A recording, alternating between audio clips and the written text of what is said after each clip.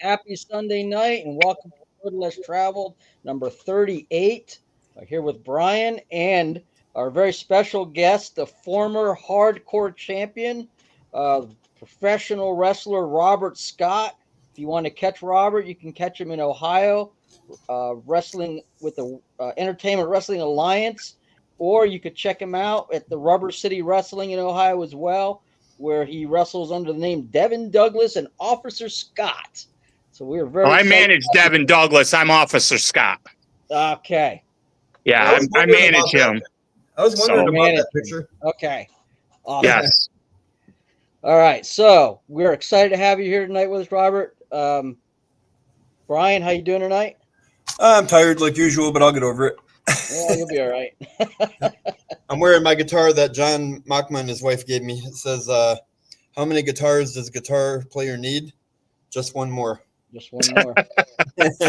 I'm wearing my other favorite Christian wrestler T-shirt, Elias. Or now I guess he's wrestling under Elijah, but All right. great guy. I'm gonna have so, what's that? I'm gonna be honest. I don't get into wrestling, but I think this is gonna be a fun one, and I'm not gonna be like a party pooper or anything. You can't not have fun when you're talking about wrestling. No, I appreciate what Robert's done, and it's gonna be fun hearing about it. But I personally am more like into the NFL as my main one, and then the NHL. So the Buccaneers and the Red Wings. All right, cool. So, Brian, you got some music to share with us tonight? Sure, after I just hurt Robert's feelings. Just kidding. Well, I'm a Red Wings fan now too. So All right. Does that balance it off then? I had to kind of walk away from the Sabres because that's just my opinion. Red Wings have such great history though with the Russian Five that they used to have and all the championships, and then they were in the playoffs for 25 straight years, and then all of a sudden, I mean, that's basically almost my whole life previous. I mean, there's some people alive at the time that they knew the Red Wings in the playoffs, and that's all they ever knew. I mean, I have a hat and a jersey, and every year in the playoffs, that I always wear them. I thought it was like good luck, just joking. But anyway, right. let's get to music, and then we'll go back to sports, right, Robert? Right. So, a while back when they first got it, they sold out on this bootleg, and I'm like, oh, come on. But then Eli told me that if I went to this certain site that's in another country, and you could still get it. So I got it, and I think mine is I think they're numbered, aren't they? Yeah, I got number 108. And Saint was good before. Okay, I'm not cutting that down. I never got into him because I was blinded by Striper or whatever. But with Eli Prinzen on here singing, I really like it. It still gives off like little Judas Priest vibes for me. So you guys like Saint? Yes. Yeah, I saw them a couple times at Immortal Fest, so they're Awesome. They're good. They're good. They're with you. I would agree, but I haven't had a chance to see them. Then the next one, of course, White Cross. Oh, yes. And I did pre-order, so I got the shirt that looks like that. Got 2 shirts that look like that. And, of course, when you pre-ordered, see, I've been watching too much of that TV show Monk. I got to make sure that it's straight. So it's autographed by all the band members. Oh, cool. And the cool thing is Rex Carroll, everybody knows him. He mixed 3 songs on our first album. And then Michael Feehan, the drummer of White Cross, did a song called 3 Days Later on our second album, which was really cool. And then, of course, I Can't Lie. And you can repeat this one when it's your turn, Robert. It's not a big deal. But I've been listening the heck out of this. Driving in my car, I've got like 23 minutes to one way, 12 minutes another. And so I've got one of these in my car, and I'm just jamming it. And I want to encourage people to buy it. Bill from Rocks Records says we sold just about 50 of them. So we need more sold so we can keep on doing Rocks Records. You know what I'm saying? I mean, this is Raphael Traveris Grip did all the artwork from my concept drawings. And man, it's just, this is a really good album. And I'm not just saying that because it's ours, because I listen to it and I forget, sometimes I'm listening to it and I forget it's us. Probably because Dale's singing, you know what I mean? Then I gotta pinch myself and go, oh yeah, this is our 4th album and Dale's been on every one of them. Still amazes me. So those are my 3. All right, so I've got first up is German Pasquale. He's actually getting ready to drop another album like any day now. I think there's a single getting dropped either in the last week or coming up next week. If you like Narnia and you like that big European power metal, that's what German does. In fact, he filled in on the Narnia album a number of years ago, handled the vocals for the whole album. Amazing stuff, great vocals, great music, great content, lyrically excellent stuff. Is he through Rocks? I don't know. Me neither. He lives in Sweden because I tried to get him on the show, but we've got like a 7 or 8 hour time difference. So we're gonna have to try to maybe do an early afternoon show one weekend and get him on. This one here, Seventh Power. Another one. This is a Bill Mention project. If you're familiar with the very distinct guitar work of Bill Mention, really hope he gets to Immortal one of these years. Really fantastic guy. And Robert Sweet on drums with this. So Robert's still working with him? I don't know if they've done anything new. Okay. But whatever he's done, mostly it's been with Robert Sweet. And then 7th Avenue. I love these guys. These are just straight up good, 80s style metal. Just really fun. And this one here is a concept album about end time stuff. So really cool. And I would recommend that highly to anybody. And I was going to share some news, but I'm going to wait till Robert shares his because the news will segue off of what Robert's sharing tonight. So okay. The first album I want to share is Fear Not.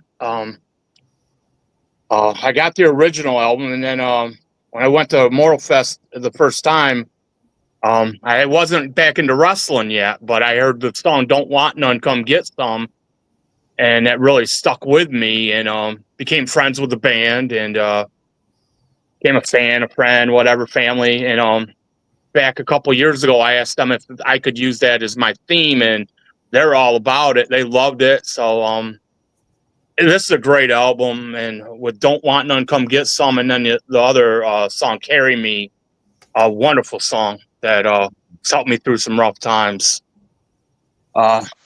Second album I'm going to share is "Weapons of God." It's their ammunition, almost like their greatest hit.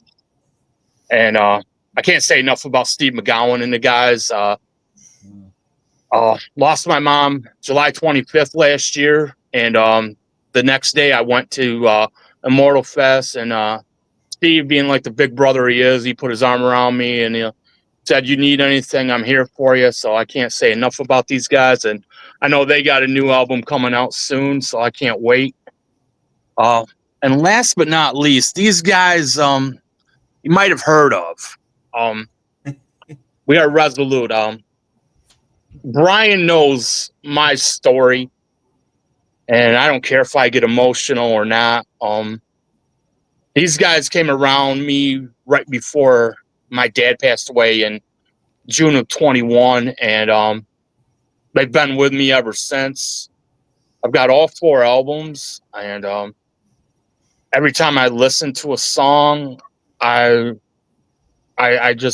so thankful and blessed to be a part of the War Army, I call it. And little known fact is, at my dad's funeral, I had read the lyrics for what would have been one of their up and coming albums, "Only Human." It was "Heaven," I believe, was the song, and Yep. I love that song, and I am so thankful to be a part of these guys. Can't say enough. So there we are. Well, on that note, I'm almost positive, Robert, it was on your post that I mentioned I was going to be getting We Are Resolute CDs for Christmas that year. and Bry chimed in and was like, "Oh, hey, you like this band?" And I'm like, "Yeah, I think they're cool." And then I come to find out that he's the guy from the band, and then we just started chatting with each other and A little stuff. sneaky way of doing it, but it's all Yeah. right. And so we started like chatting on Messenger a lot, and then this kind of happened. So you're kind of like a matchmaker in a sense that you brought us together here, and That's yeah, awesome. it was your post that is the genesis of this show, actually. Oh wow. Wow. Yeah. So we're gonna give you a percentage of what we make, and we Oh, don't make any. We don't make anything, so that'll be. and I'm gonna just give it all back to you guys. Yeah, I'll give you 100% of whatever the show. It works. It works. News wise, Fear Not, you shared about them. They've got an EP that's on pre order right now. In fact, I just got a notification that mine is shipped. Super excited. Looking forward to getting that. Some new Yeah. music from Fear Not. They'll be playing at Immortal this year, I think in August. And we will be having some of the guys from Fear Not on July 6th on Oh, the show. cool. Should be a fun time. So, music aside, drum roll, please. We have with us, and I'm so glad you're wrestling with your face now and not a mask, because I would have hated to cover that smile up with a mask for an hour show. We have Robert Scott, professional wrestler, great brother in the Lord, super great encouragement to myself, and I'm sure Bryan. Robert, tell us about yourself, man. Well, I grew up in a small town called Frewsburg, New York. Graduated in 1992. Played football. Played baseball. Played church softball. Um, Raised by two wonderful parents, Henry and Lois, who are both in heaven, looking down tonight on me. And I'm a have a sibling named Hank Scott who lives in Jamestown, and always had to dream about being a pro wrestler. But when I was younger, I weighed about a buck 20 soaking wet, and everybody's like, "Oh, you're never gonna make it. You're too small. You're too this." But if God gives you a dream, I found out at a young age, he's gonna give you the doors to go through to make that dream come true. And uh, it's been a ride. This Christian life. I got saved when I was 14, and at a small church called Ivory Baptist Church, which was 2 miles away from my house, with a country church, and great folks there. And, so, and then about in 2002, I've been dreaming about being a pro wrestler. I was at a Christian uh, festival called Kingdom Bound, and I happened to meet Dr. Dusty Williams there, who was with a wrestling company called Christian Wrestling Federation.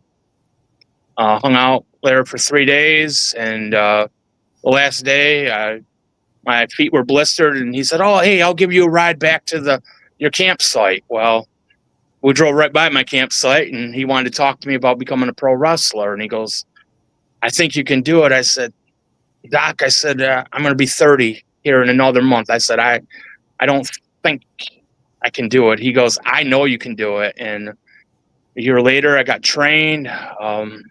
In 2004, I wrestled his protege at Kingdom Bound, uh, Jeremy the Fire Young, and I ended up winning. That was a tough match. That was an outdoor show, and he beat the tar out of me, to say the least.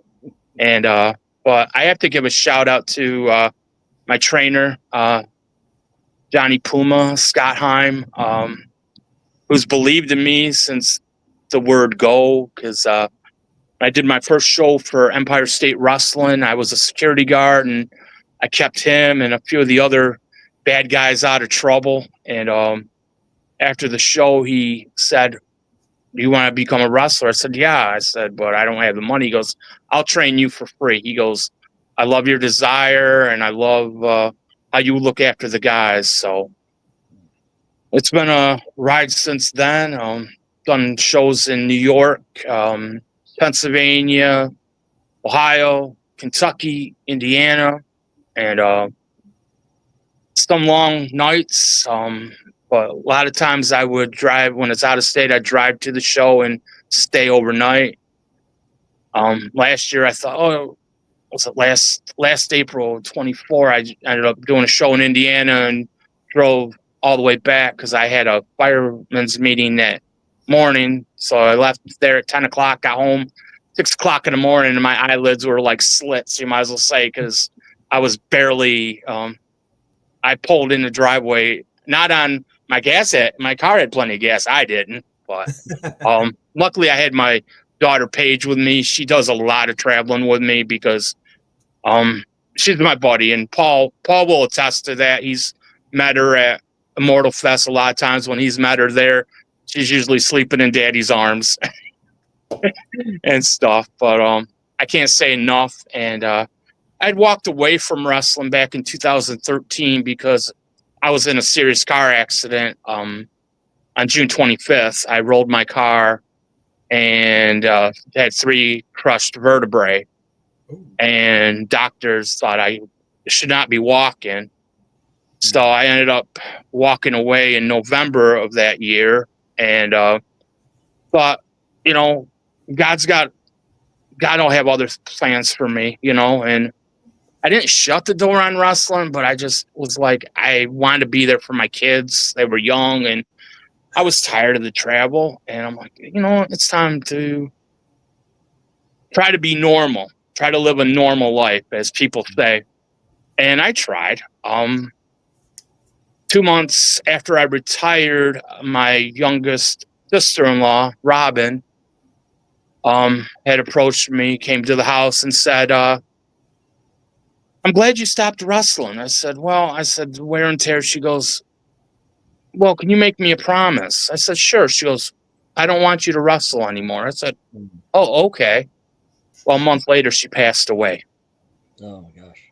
And that was the start of a roller coaster ride of losses, with jobs, with friends and family.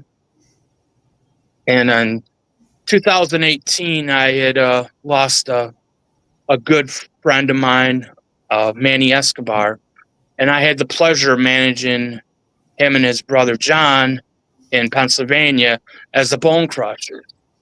A combined weight, these guys were 700 pounds, but they were wonderful guys. I'm still best friends with John. I still love on him. My kids call him Uncle John. And, when that funeral, I had a few guys come up to me, how you doing? And I'm like, I'm fine, but I wasn't, because I lost my mother-in-law that year. And it just was a string of losses. And in that year, 2018, I had lost or had gone to 22 funerals by the end of that year. Wow. How many people we lost, and friends and loved ones. And it just started wearing on me. And then I had lost my job as a teacher's aide. And it just was like, Lord, where do I go from here? So I kind of, there was that call, like, there's wrestling. I'm like, I can't do that. No. Well, then, lo and behold, 2019, I was working as a bus driver and all that. Well, then COVID hit, and that just wore on me and stuff. And then and then losing that job, and then becoming a security guard at the local bingo hall casino, and you know, working and pounding energy drinks to keep up with things, and it just wasn't good. Well, then May of 21, my dad, a week before his birthday, he ended up getting sick, and I was like, oh, this is no good. But Dad's strong; he'll pull through this. And right around that time, I got contacted by a band member for We Are Resolute, and just talking with him had put me at ease. And we already know who that guy is. So, and it just was so great. And from there, I just had more and more people come around me from the Christian music scene. And it was good and stuff, and it was inspiring. And And then to reach out to Brian and to John and to others to say, hey, I need prayer for my dad. He's not doing good. And it just was like, just to feel that community around me was so great. Well, then we lost Dad on June 1st, 21. And the mistake I made after that is I closed up. I didn't want anybody around me. People reached out, and I'm like, just let me be. Just let me deal with this, because that was the first hard loss I ever had. I never broke a bone in the ring, or knock on wood, or anything like that. But I faced heartaches, and that was the biggest heartache I faced. But and I guess you could say I was going through the motions and all that, and little by little I'd reach out to people, and then in 22 I got contacted by a guy, Dan Goho, who had something going down in Erie, Pennsylvania, and I said, I'll check it out. So Paige and I went there, and saw this young guy training in the ring, and I'm like, I told Paige, I go, see that guy right there? She goes, yeah. I said, I could see myself managing him, if I ever got back into wrestling. Well, and I, not thinking about it, it was like, I felt a special bond. And when we talked, there was that special bond. Not to realize that 2 years later, that would come into fruition with the death sentence of Devin Douglas. Well, then, about months after that, I was talking with a guy who's a friend of mine. We've been friends for 16 years, and he goes, "You ever heard of Rubber City Wrestling in Ohio?" I said, "No." He goes, "Check them out." So I was checking out their YouTube shows, and I'm like, "Well, this is pretty cool. Maybe I'll check it out." Well, I became friends with two of the guys there, Rick Lieb and Ken Sermonera, and we talked, and and it just seemed like it was a different atmosphere for me. And I'm like, okay. So we'd message back and forth. Well, then I lost my job at the bingo hall, which, looking back, was a godsend, and was a blessing in disguise, because putting all those hours in and not being able to be with my family, it was time to hang up the security guard uniform and try to have a quote unquote normal life, I guess you'd say. So I went through that summer and stuff, and Rick and Ken were talking with me, and in February of 23, let me go back to December of 22, I ended up getting a job as a bus driver, which I still am doing today, is driving little 3 and 4-year-olds around. And to me, it's a blessing, because I've driven adults and teenagers and elementary kids, and these kids, they call me Mr. Rob, and I just adore it, and I get a kick out of them when they get on the bus, and it takes me out of my tough guy zone, I should say. I have a And my question. daughter laughs, because she goes, I thought I was the only one that could get you out of your tough guy zone. I'm like, well, I guess there's more kryptonite than I thought. It's getting easier as I'm getting older, I guess. Have you ever are you allowed to, or have you ever dressed up as your wrestling persona? No, I have not done that for these kids. I don't know. I don't know. I don't know how they would take it. Either they would laugh, or they'd cry. I don't know. So it's like, I don't. Do they know you wrestle? What's that? Do they know that you wrestle? No, they don't. Okay. They don't know that. That would help ahead of time. Yeah, that's the thing. So yeah, but yeah, they're good kids. This will be my 3rd year of because Thursday's our last day of school, and it'll be my seeing a bunch of having new kids this next year. So you could break it out on Halloween. I could maybe this year, maybe I'll do something like that. That'd be fun. Get it on video. or pictures or something. Oh yeah, I'll have my wife. I can bribe my wife into taking videos or something. But it was funny because I started getting my that feel back, like that energy back, like there's more to this life. And it was funny. It was like a couple days after I got the job, I opened the Bible to Ephesians 6:12, for we wrestle not against flesh and blood. And I'm like, you know what? This is what I've been doing the last couple of years. It's just been wrestling and wrestling. Why not put this effort that I've been doing like this, get back in there and do it?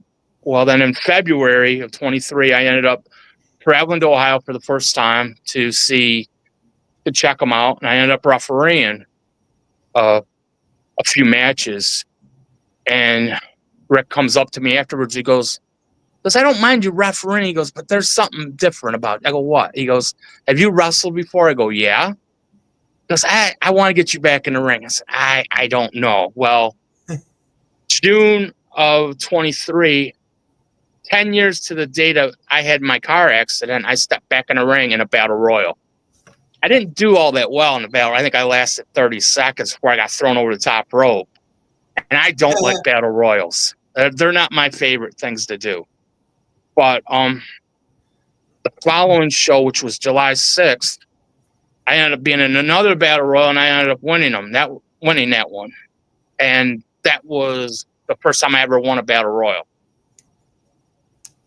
And that was fun. So we ended up, I ended up doing a few things with RCW, and that's why I'm wearing this shirt proudly tonight, wearing it. And because they gave me my chance to live my dream again.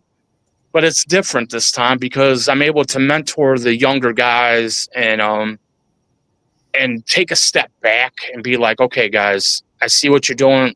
Let me help you there. Or having them come up to me and they call me like, almost like a chaplain. They come up to me and they'll be like, hey, sir, do you mind praying with me? Or can I talk to you? Or this and that. And it's a blessing. And I never thought I'd be in the role of a veteran, be doing this because, and I had so many veterans that I loved picking their brains when I was younger. And the feds that I were with, they would tell the veterans, oh, don't talk to the younger guys. Don't give them any ideas. Well, that's something I love about Rubber City Wrestling is that the veterans and the rookies and the youngsters, we're all in this together. We're all in this battle together. And that's something I'm blessed with. And so I was doing that. And then and last year, June of last year, I felt like I was spinning my tires and I'm like, I can't do this no more, and we were at a training and I had told, it was Rick Leave. I said, I can't do this. And he goes, you got to get out of your head. He goes, I don't know what's holding you back, but you got to get out of your head. And then my daughter said the same thing as we're traveling back from Ohio. And then we ended up going to watch the movie Inside Out 2. Well, as we're watching the movie and I'm watching it, all of a sudden I hear my daughter say, see, that's what you got to do. You got to get out of your head. And I'm like, what are you doing? We're watching a movie. This isn't about me. Those two movies are good. It makes you think about how your thought process was. Yes. Because our daughter has Asperger's. And so okay. we got the first movie while my wife was alive. She passed in March of 22. But that was really helpful for us as parents because we're like, hey, see that character, Lydia? See what she was saying? And you could use that as an example. So I thought that was a pretty decent movie. Yeah. Have you seen that, Paul? I don't think I have. You should watch them. It's called Inside Out. Yeah, I'll check them out. Yeah, they're really good. The emotions that's cartoon? Yeah. Yeah, I did see the first one. Yes. Hey, Paul, can you real quick do the comments? Comments? Sure.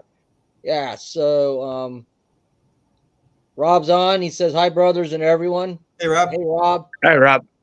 Leslie's with us tonight. She says, good evening. Glad to make another live. We're glad you're here. All right. And Leslie talking about you with the kids. Funny to see a tough wrestler being brought down by a second grader with a big heart. What a big heart. And Yeah. yeah. And like you said, it got your kryptonite, man. That's so cool. Yeah. And I love that. Yes. So I want to ask you this because it comes up all the time, and I'm sure it's more frustrating to you than anybody. Wrestling's fake. Can you talk about the difference between fake and scripted, please, to lay this to Um. rest? Well, I'm going to put it this way. I've been doing this for 23 years. Um, I've seen guys break their neck in the ring. Um, I've seen a guy go totally unconscious, falling off the rope, heading to the outside, hitting his head on the concrete floor. I've seen guys nearly bleed to death into the ring. So stuff may be practiced, but in no shape or form will I ever admit that it's fake, because I've seen too many guys get hurt. I've seen it's not just the physical scars, it's the emotional scars, it's the mental scars that we go through living this lifestyle. When you're trying to keep up with, on the road. I mean, I never had the chance to be in the territories, which I dreamt about when I was a youngster, going from town to town to town, but I've talked with those guys that were in those, and they had it rough. I mean, being on the road and being without your family for 300 days or 6 months or whatever, the scars, I mean, that last a lifetime. I mean, so I'll never. I get disgusted when people call, oh, that stuff's fake. I mean, I got a scar on my arm, on my arm from a trash can back from 2007. I mean, that scar's not fake. I want to change the question, because I've heard what you're saying, because my brother Kurt's big into that wrestling, and so is my brother Scott down in Florida and Georgia. But okay, instead, we know it's not fake because people get hurt for real and they train, and it's exhausting work. Is it scripted? The winners and losers? No. Okay. No. Because I think that's what people are really thinking when they use the word fake. Because I know it's not fake because people get hurt, like you said. But a lot of people think it's scripted. Like, what about the WWE? They might be. Okay. But what I do is on the independent scene. Okay. For us little companies, like we do, once a month or something, or maybe twice a month. What we do is not fake. What my company says, Rubber City is real professional wrestling, not that flippy stuff. Okay. Which is not the high flying stuff. We're ground and pound. We're there. We're giving the show. We're the athletes. We're not actors. We're athletes. The reason why I wanted to do that is because I am of the mindset that the is there a WOW or WEW or something like that? WWE, and then there's AEW. That's the one. Those ones I think are scripted and they're for show and they're making all their billions. But then the real wrestlers, like the Olympics and college and you guys, they get the big pro ones like that, give you guys a bad name because people assume. And that's why I wanted to ask it, rephrase the question. Oh, yeah. So you could have the opportunity to answer it and let people rest in it. Oh, so this is real and you guys are not scripted. No, we're not scripted. Cool. That's awesome. Yeah.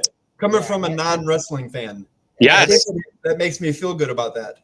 With and if WWE, they don't lie. They're like, oh, we're sports entertainment. Right. And it's about the storyline and it's about the characters and all that. So there's that element of it. But we've been to a lot of local shows. My son was actually training with one of the local groups here. And so I saw firsthand what goes into the training. Mm-hmm. They teach you how to do things without getting hurt. Yep.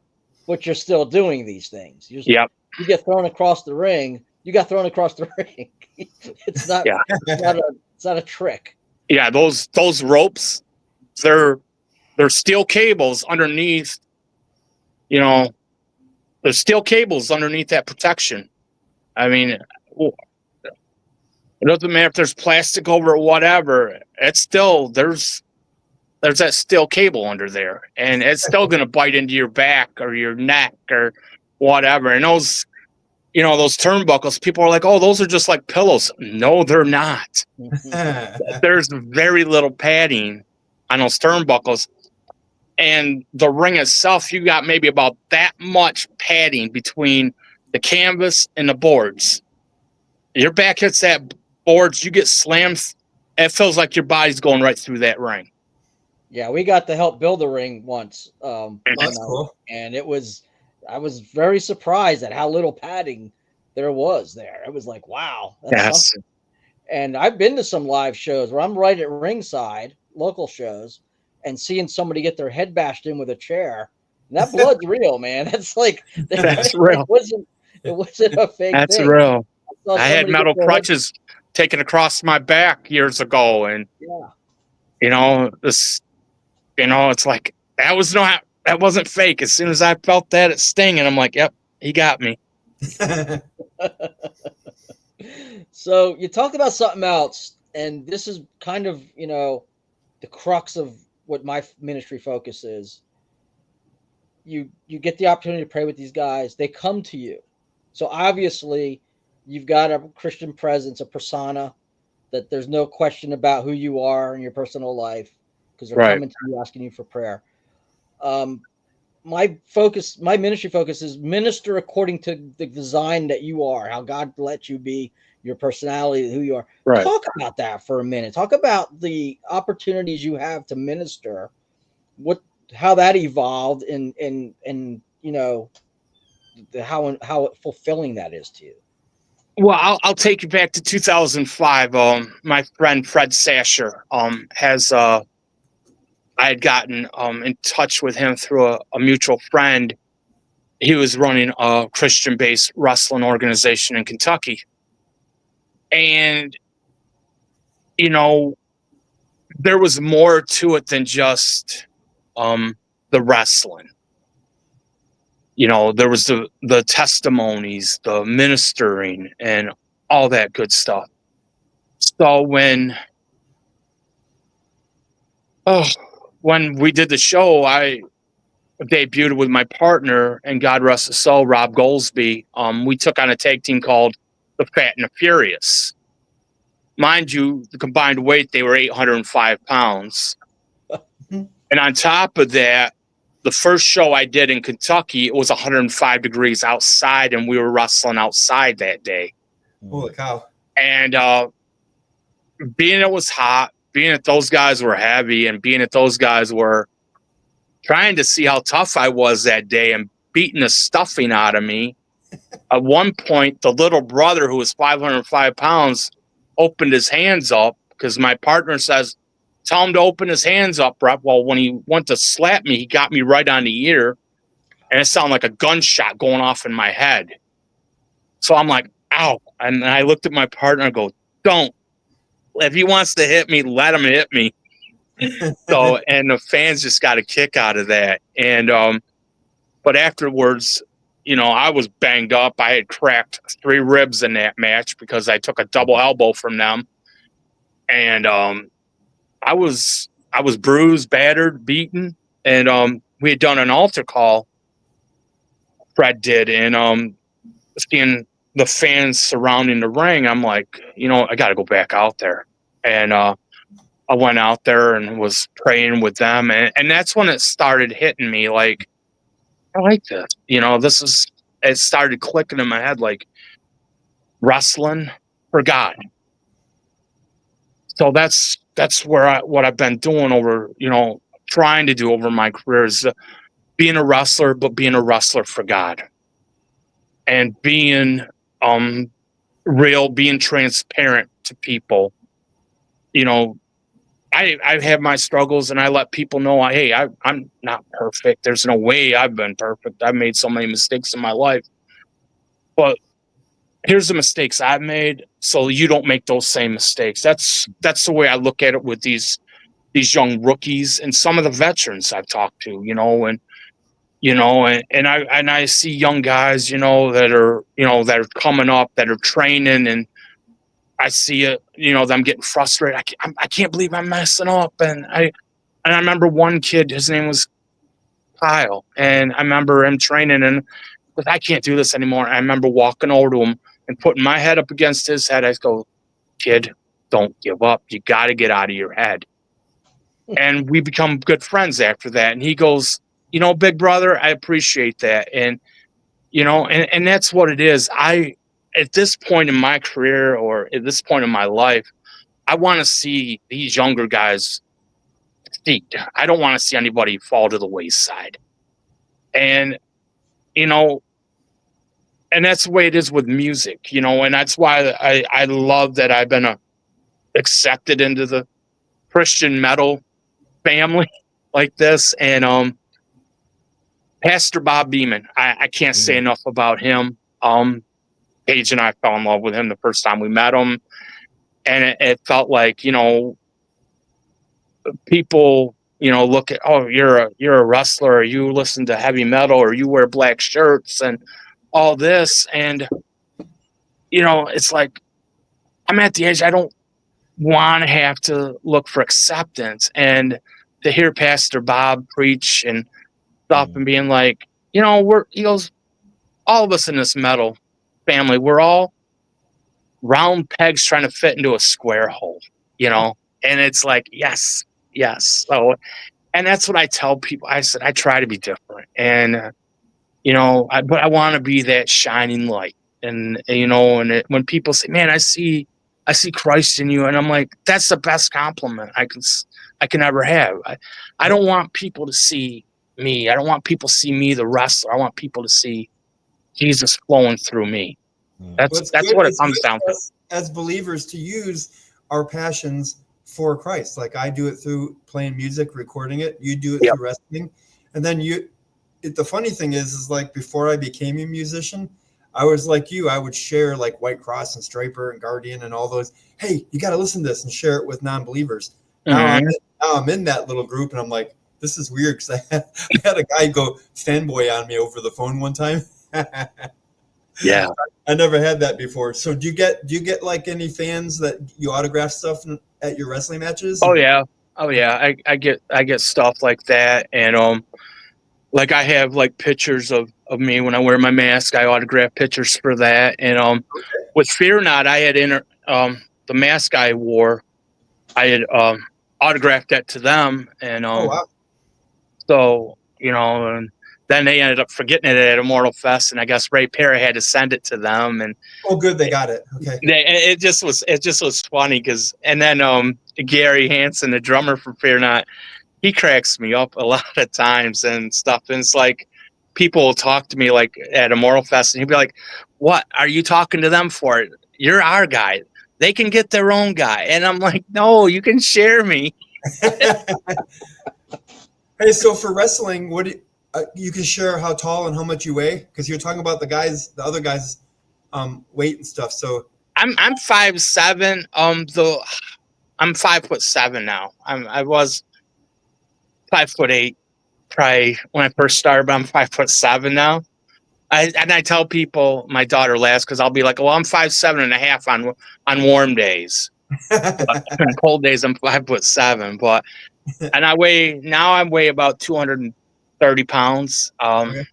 I've lost the second go around with wrestling. I've gotten smaller. When I first came back in 23, I was 260, and now I'm down to 235, 236, somewhere around there. Well, put that in perspective for people. I'm 5'11 and a half, and I weigh. The last time I weighed myself, I'm 215.6. Oh, but yeah, they say good things come in small packages, but I don't know. Sometimes I'm not sure. I've joked with people. They're like, "Oh, you're a giant midget." I go, "Yeah, but I'm not wrestling them guys because they're too fast for me." So what kind of workout do you do and diet? A lot of times with myself, I do a lot of like yard work, Okay. a lot of walking, um, up and down stairs. When I get to some days, I walk to work, which is about 3 blocks from my house, and then I'll walk around the school parking lot and then get on the bus and get it started. But more or less, or walk around Walmart. And sometimes that's not cool, but you see a lot of freaky things, but we won't go there. But yeah, just don't go there at night in the middle of the night because that's never good. But like on rainy days, I don't mind walking around Walmart, do a couple laps in the super Walmarts. But So that's about it.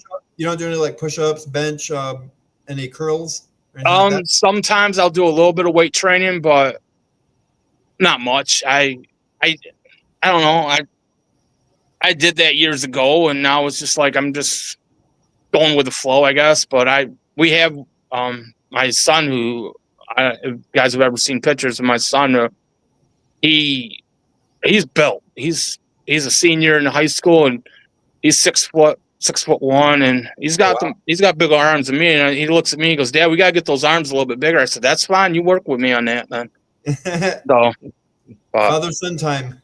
yes, So you find that cardio is more important at this point than to me it is. It is. Yeah. It's and my thing is that at the age I am, I'm going to be 53 in August. So I got to learn to slow down in the ring. I sometimes I get in that ring and I just want to go full bore, but I got to learn to take a step back and let these young guys come to me sometimes. But Robert, that's I'm hard, dude. That's so hard. I played a lot of basketball in my 20s and 30s.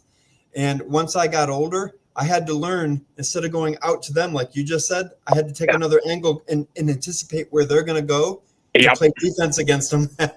Yeah, that's what it is. And that's what I've told some of these guys that are these young guys that want to do matches with me. I'm like, okay. And especially if they're bigger than me, I'm like, this will be great because they're going to be slow moving. That means I can be slow moving. But when they're lighter than I am, it's kind of hard because they're trying to move faster, and it's like, no, you got to slow down too. But hey, for not being a wrestler fan, I'm kind of holding on the conveation here. You're doing good, Brian. Yeah, you're doing good, there, man. No one would have. If you didn't out yourself, no one would have knew. Well, they would have figured it out. Oh yeah, But you got something exciting coming up, don't you, Robert? Oh well, we got some shows coming up. We got one August 30th, and for Rubber City Wrestling, and then I got 2 shows for EWA coming up, and one on July 20th, and then one on August 17th, and then I might be making a surprise appearance at a show in Buffalo, August 23rd. I haven't really figured out yet if that's something I really want to do or if I just want to hang with what I'm doing. But a shout out to William Perina, who contacted me back in December for EWA and asked. He goes, "I would like to have another veteran in my locker room. Would you mind joining up with us?" And I said, "Sure." And the hardest thing with that, it's a 12-foot ring, and I'm used to an 18, 20-foot ring, and it's taken some getting used to, but I'm having a fun, and seeing some of the guys I work with at RCW working there too, and it's great. We have fun, and I can't ask for more than that. Do they ever do anything in West Michigan? Because if they do, let me know, and I'll come out and watch it. I've been in contact with a guy in Michigan that's possibly wanting me to come there sometime, and he goes by the name of the Mighty Sabbath. So I said, well, your people could talk to my people, which is just him talking to me, and we'll go from there and stuff. And he's a big Detroit Lions fan, so. But is he on the Detroit side or the Grand Rapids side? I'm not sure. He gave me some different places like Owasso and some other places I've never heard of. Because Detroit's like a 3-hour drive for me. Okay. Well, I will keep you in tune if I know if I'm heading to Michigan. I'll make sure because I need all the support I can get. Yep. Yeah, I'll let even me make a know if you're sign. coming to Tennessee too. Yes. Where, if someone wanted to catch you in Ohio, where would they go? More or less the Akron Turner Club in Talmadge, Ohio. Rubber City Wrestling. They can see me, like I said, August 30th. We got a show coming up. It's going to be a good show. It's called Art of War 6.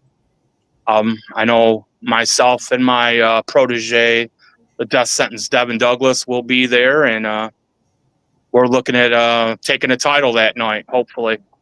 That'd be That's cool. what I wanted to talk about. You got a title match coming up. Yeah, we got it. And then hopefully in August, yes, I have a title match coming up too, and August 17th, the day before my birthday, and fingers crossed, I bring a title back to New York. That would be so. That'd be cool. That'd be an incredible birthday gift to yourself. Yes, it would be. I've talked with people about that, and they're like, "You're going to go all in, aren't you?" I said, "I have to at this point. You can stand up on the thing and say, "Happy birthday to me." Yeah." But if I do win it, there will be pictures, and we'll make sure you guys will see it. All right. I want to see video too, for sure. Yes. You've been sending me some cool videos. That's one of that the nice things, music video I had. That. Yeah. So I get a lot of cool perks doing this. And having the friends that I have, I get to see a lot of previews of We Are Resolute music and hear a lot of the origins of those songs. And I get to see a lot of promo videos and matches. Right. I wouldn't normally get to see that Robert sends me. So very cool stuff. And I'm, always brightens my morning. Usually first thing in the morning, I'll check my messages and there's something for you in there. And I'm like, hey. Hey, if you start getting donations, like I want in on that.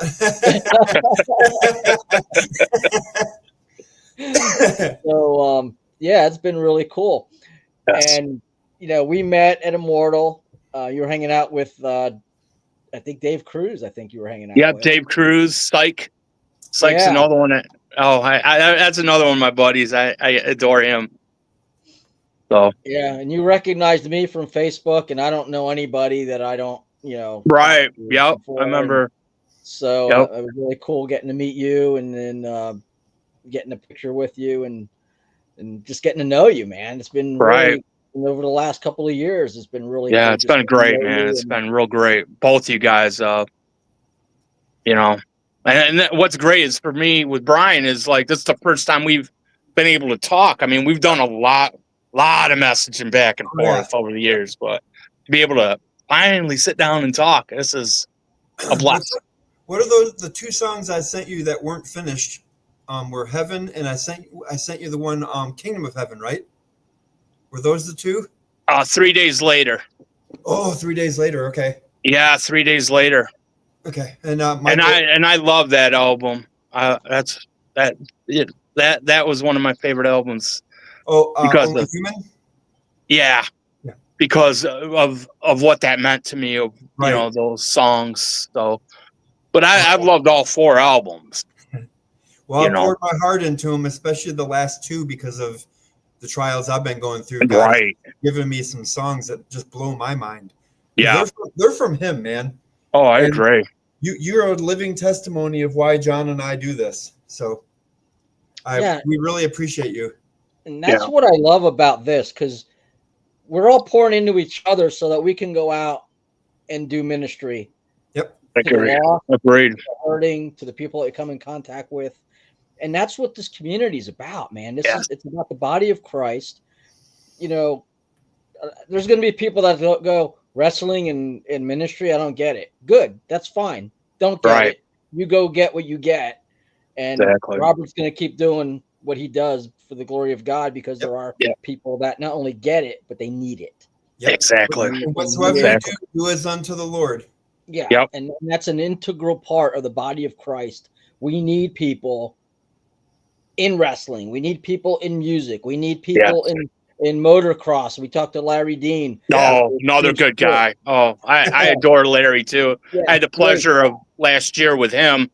at Immortal Fest that Sunday, he was having problems with his voice that morning.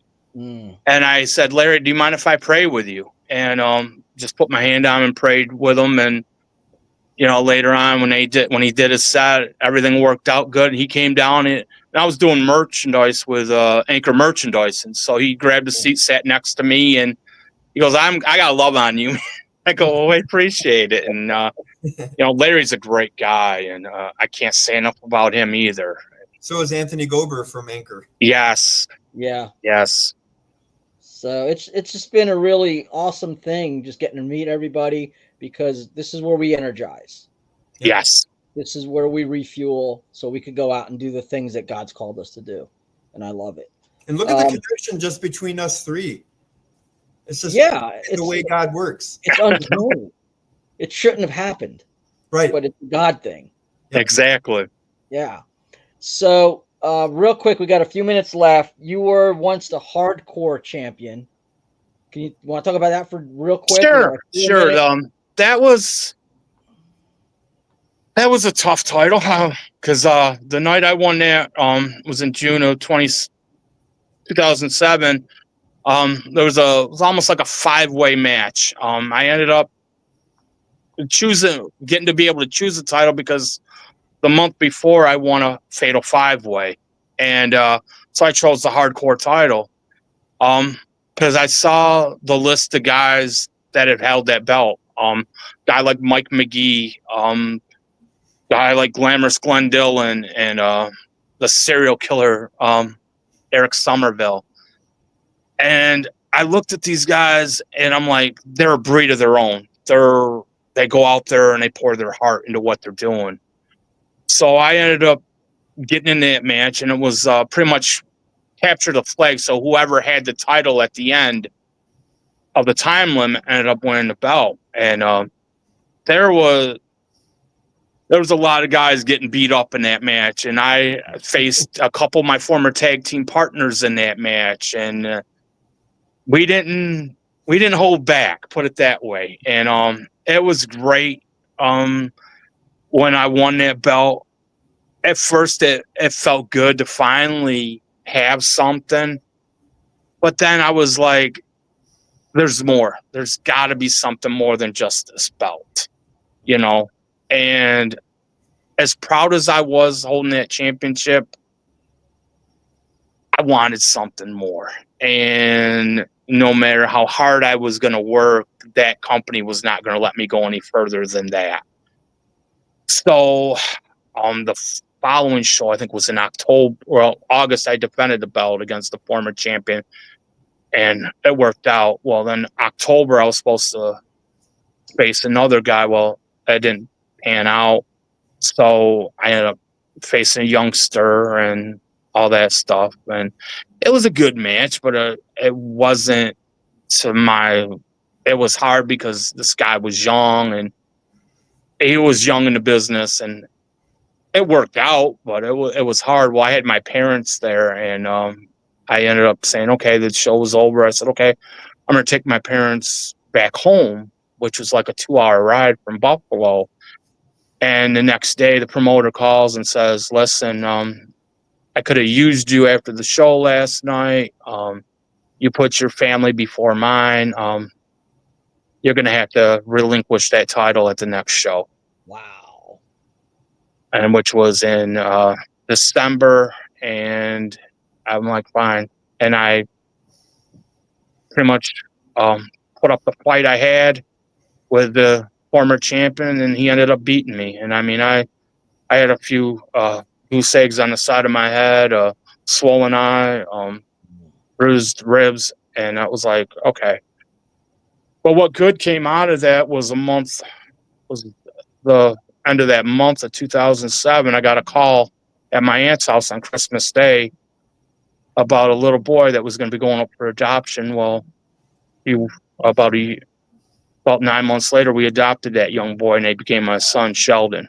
So I stepped out of hardcore at that point because I had him. I wanted something more. And I remember, like I said, after winning that title, I knew that I wanted something more. But at that point, I didn't know what it was. but it was a child. And 2 years later, we had Paige. We adopted Paige. So all glory to God. He knew how to supply my needs with those 2 kids. My wife and I love adopted too, so that was a blessing. Yes. Yeah. You put your family first. It felt like you were being punished. One of my favorite sayings, no good deed goes unpunished. And God used that as the test Yep. to say that belt is nothing. This. Yep. Fatherhood. Yep. That's something. Yep. So man, that's so inspiring. That was the greatest title I could ever wear, was Dad. Yeah. Or as Paige called me, Papa, at the beginning, and when she was younger. So that's what it's all about. Yeah, you can't buy that. You can't. No. I mean, that's just unbelievable. Awesome. No. Well, You can't we buy have it, but adoption charges you. well, yeah. Right, My Robert? daughter's adopted, and yeah, it's not cheap, and it's Yeah. one of the things that, unfortunately, they don't make it easy to do. But it's a wonderful thing. We have reached the end of our time again very quickly, and just amazes me how fast these shows go. Yeah, the last few have been like zip. Yeah, it's just unbelievable. So again, remind us where you're going to be wrestling, where we can catch you.